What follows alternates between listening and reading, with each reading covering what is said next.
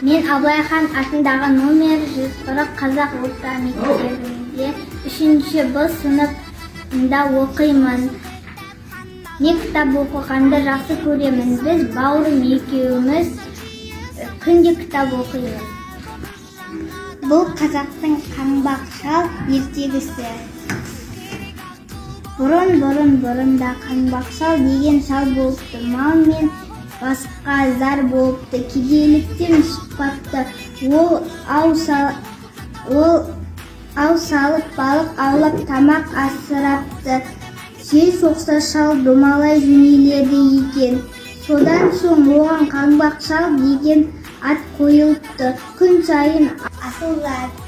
Біздің кітапханамызда ертегі кітаптар көп екен. Жазғы демалыста осы жаққа келіп, барлық ертегі кітаптарды оқиық.